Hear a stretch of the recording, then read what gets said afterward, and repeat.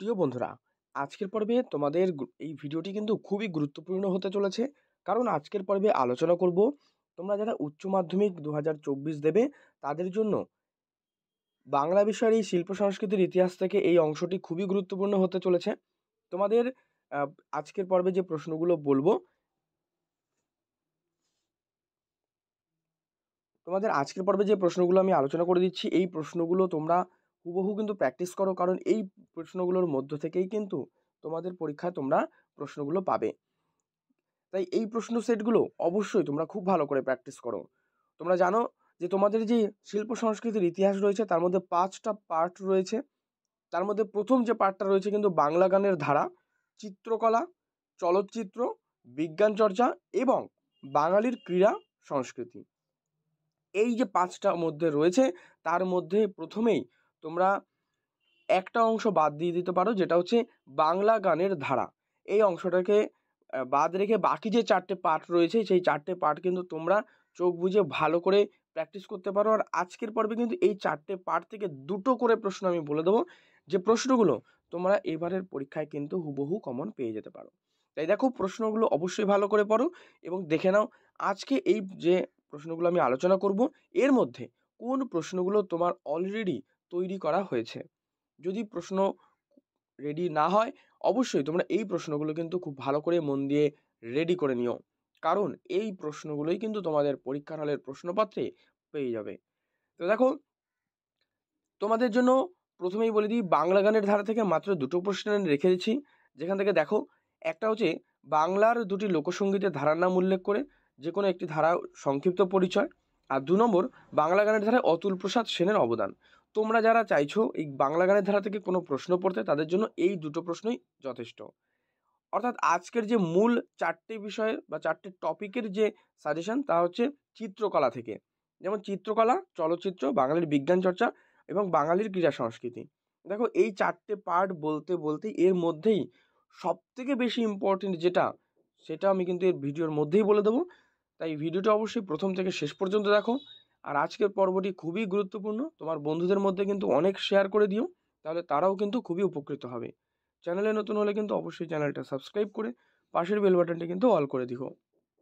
তো দেখো, চিত্রকলা থেকে যে প্রশ্নটা পড়বে, বাংলা চিত্রকলার ইতিহাসে যামিনী রায়ের অবদান আলোচনা করো। ২ নম্বর পড়বে, বাংলা চিত্রকলার ইতিহাসে ভাস্কর ও চিত্রকর রামকিঙ্কর বেইজের অবদান আলোচনা করো। এবং ৩ নম্বর এখান থেকে পড়বে, পট বলতে কি বোঝো, সংক্ষেপে এর পরিচয় দেয়। অথবা এই প্রশ্নটাই হয়তো দিল যে বাংলার পটশিল্প বলতে কি বোঝো। তো দেখো, এই ৩টে প্রশ্ন এখান থেকে তোমরা ভালো করে পড়ো। নেক্সট পার্ট চলে যাও, চলচ্চিত্র। এই চলচ্চিত্র থেকে তোমরা যেটা পড়বে, যে বাংলা সিনেমা বা চলচ্চিত্রে তপন সিংহের অবদান।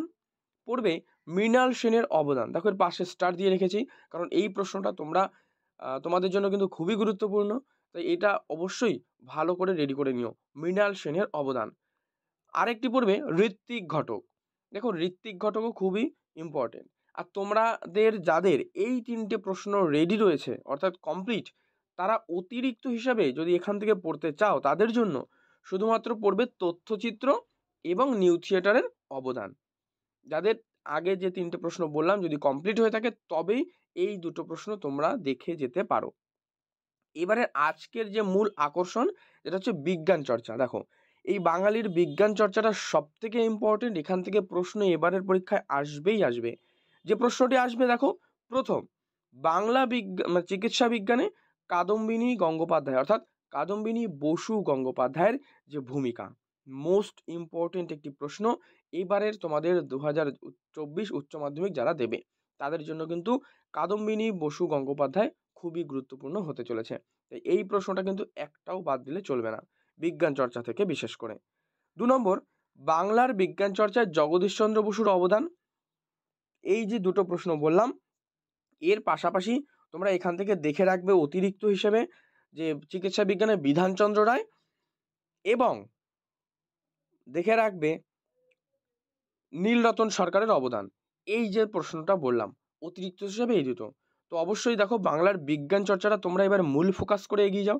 এখান থেকে তোমাদের ৪টে প্রশ্ন থাকে, লিখতে হবে কিন্তু ২টো প্রশ্ন, যেটা তোমাদের এই বিজ্ঞান চর্চা থেকে একটা প্রশ্ন তোমরা কমন পেয়ে যাবেই। এই 4টে প্রশ্ন অবশ্যই ভালো করে রেডি করে নিও। আর বাকি যে 3টে পার্ট থাকছে, চিত্রকলা, চলচ্চিত্র, ক্রীড়া সংস্কৃতি থেকে যে প্রশ্নগুলো বললাম শুধুমাত্র সেগুলো রেডি করলেই হুবহু পরীক্ষায় কমন। এবার হচ্ছে বাঙালির ক্রীড়া সংস্কৃতি। দেখো, ক্রীড়া সংস্কৃতি থেকে পড়বে ফুটবলে বাঙালির কৃতিত্ব আলোচনা করো। অথবা ধরো এই প্রশ্নটাই যদি ঘুরিয়ে দেয় যে মোহনবাগানের আইএফএ শিল্ড জয় ভারতের জাতীয়তাবাদকে কিভাবে উজ্জীবিত করেছিল, এই প্রশ্নটি, দুটোর উত্তর একই রকমই হবে, একই হবে। আর 2 নম্বর পড়বে রামায়ণে বর্ণিত কাহিনী অনুসারে দাবা খেলার স্রষ্টা কে। ওর সাথেই থাকবে প্রশ্নটি যে দাবা খেলায় বাঙালির কৃতিত্বের পরিচয় দাও।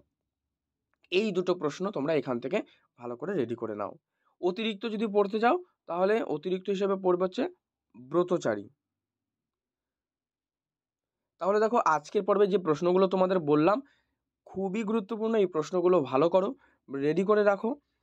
আর তোমাদের গৃহশিক্ষক এবং স্কুল শিক্ষকেরা যে সাজেশন প্রশ্নগুলো দিয়েছে অবশ্যই সেগুলো ভালো করে রেডি করে নিও। এবং তার পাশাপাশি বলবো এই প্রশ্নগুলো তোমরা অতি অবশ্যই মনোযোগ সহকারে ভালো করে কিন্তু রেডি করে নাও, কারণ এখান থেকে প্রশ্ন হুবহু কমন পাবেই তোমরা। আর আজকের পর্বটি তোমার বন্ধুদের মধ্যে শেয়ার করে দিও। চ্যানেলে নতুন হলে অবশ্যই কিন্তু চ্যানেলটি সাবস্ক্রাইব করে পাশের বেল বাটনটি অল করে রেখো।